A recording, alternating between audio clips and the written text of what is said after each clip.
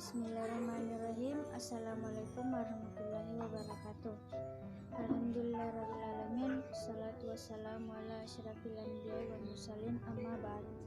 Puji syukur kita panjatkan kehadiran Allah Subhanahu wa Ta'ala, karena berkat dan karunia-Nya kita masih diberi kesehatan dan kesempatan. Allahumma salli ala sayyidina Muhammad wa ala ali Muhammad. Salawat selalu kita curahkan kepada Nabi Muhammad sallallahu alaihi wasallam, di mana yang telah membawa kita dari zaman ketidaktahuan ke zaman sains sekarang ini. Pertama-tama, perkenalkan, nama saya Nurwayuni Ahmar, NIM 202020 3884202032. Di sini saya akan menyelesaikan tugas akhir semester saya dengan mata kuliah ilmu akhlak. Materi yang akan saya bawakan yaitu akhlak kepada Rasulullah, di mana akhlak merupakan salah satu ajaran pokok agama Islam yang harus dipegang oleh setiap muslim.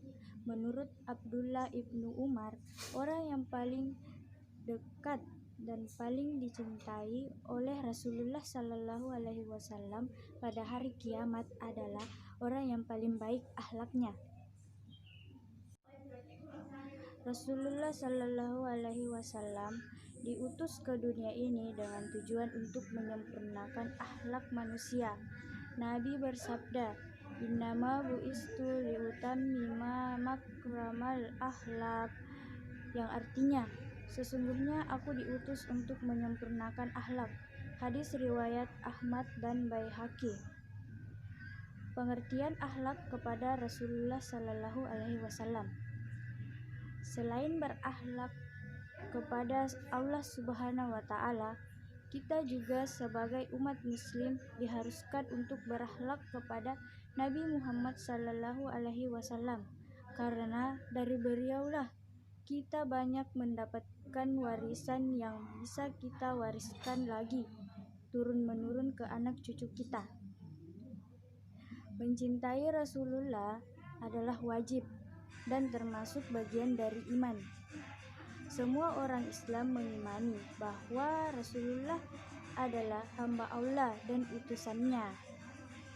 Makna mengimani ajaran Rasulullah adalah menjalankan ajarannya, menaati perintahnya. Ahli sunnah mencintai Rasulullah Sallallahu Alaihi Wasallam dan mengagungkannya, sebagaimana para sahabat beliau mencintai lebih dari kecintaan mereka kepada diri mereka sendiri dan keluarga mereka. Sebagaimana sabda Rasulullah Sallallahu Alaihi Wasallam yang artinya, "Tidak beriman salah seorang di antara kamu sehingga aku lebih dicintai olehnya daripada dirinya sendiri, orang tuanya, anaknya, dan manusia semuanya." Hadis riwayat Bukhari Muslim. Bentuk-bentuk akhlak terhadap Rasulullah Sallallahu Alaihi Wasallam. Yang pertama, menghidupkan sunnah. Dalam sebuah hadis, Rasulullah Sallallahu Alaihi Wasallam bersabda yang menerangkan bahwa kita sebagai umat muslim diperintahkan untuk menghidupkan sunnah-sunnah yang telah beliau wariskan. Barang siapa yang menghidupkan satu sunnah dari sunnah-sunnahku kemudian diamalkan oleh manusia, maka dia akan mendapatkan pahala seperti pahala orang-orang yang mengamalkannya, dengan tidak mengurangi pahala mereka sedikit pun. Hadis riwayat Ibnu Majah. Yang kedua, taat. Hai orang-orang yang beriman, taatilah Allah dan taatilah Rasul-Nya dan ulil amri di antara kamu. Kemudian, jika kamu berlainan pendapat tentang sesuatu, maka kembalikanlah hal itu kepada Allah dan Rasul-Nya. Jika kamu benar-benar beriman kepada Allah dan hari akhir, yang demikian itu lebih utama dan lebih baik akibatnya.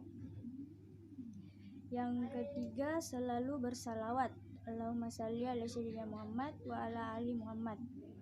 Membaca salawat harus disertai dengan niat dan dengan sikap hormat kepada Nabi Muhammad Sallallahu Alaihi Wasallam.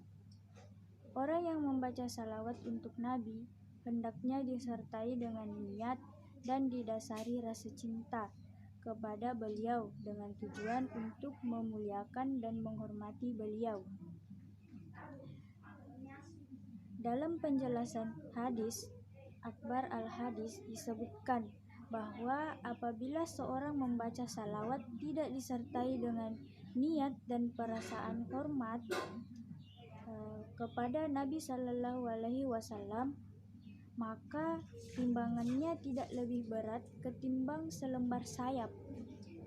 Nabi Shallallahu Alaihi Wasallam bersabda, sesungguhnya sahnya amal itu tergantung niatnya. Yang keempat, mencintai keluarga Nabi. Rasulullah Shallallahu Alaihi Wasallam bersabda, wahai manusia, sesungguhnya aku tinggalkan dua perkara yang besar untuk kalian. Yang pertama adalah kitabullah atau Al-Quran, dan yang kedua adalah ikhrati, yang artinya keturunan. Ahlul baitku, barang siapa yang berpegang teguh kepada keduanya, maka tidak akan tersesat selamanya sehingga bertemu denganku di telaga Al-Haud. Masya Allah. Hadis riwayat Muslim dalam kitabnya Sahih Juz 2, Tirmizi, Ahmad, Tabrani, dan disalihkan oleh Nasiruddin Al-Albani dalam kitabnya Silsilah Al-Hadis Al-Sahihah. Macam-macam sunnah. Yang pertama, sunnah qauliyah. Sunnah ini di mana Rasulullah Shallallahu Alaihi Wasallam sendiri menganjurkan atau menyarankan suatu amalan, tapi tidak ditemukan bahwa Rasulullah tidak pernah mengerjakan secara langsung. Jadi sunnah ini adalah sunnah Rasulullah yang dalilnya sampai kepada kita, bukan dengan cara dicontohkan, melainkan hanya diucapkan saja oleh beliau. Contohnya adalah hadis Rasulullah yang menganjurkan orang untuk belajar berenang, tetapi kita belum pernah mendengar Rasulullah atau para sahabat belajar berenang. Yang kedua, sunnah fi'liyah, sunnah yang ada dalilnya dan pernah dilakukan langsung oleh Rasulullah Shallallahu Alaihi Wasallam. Misalkan sunnah puasa Senin Kamis, makan dengan tangan kanan, dan lain-lain. Yang ketiga, sunnah ruqyah. Yang ketiga, sunnah takriyah. Sunnah di mana Rasulullah tidak pernah melakukan secara langsung dan tidak pernah pula memerintahkannya, melainkan hanya mendiamkannya saja. Contohnya adalah beberapa amalan para sahabat yang saat dilakukan Rasulullah mendiamkan saja. Demikianlah dari yang saya bawakan pada materi ini. Semoga apa yang saya sampaikan dapat bermanfaat bagi yang telah mendengarkan dan bisa menjadi amal jariah saya. Semoga kita semua mendapatkan syafaat kelak di hari akhir nanti. Amin ya rabbal alamin. Assalamualaikum warahmatullahi wabarakatuh.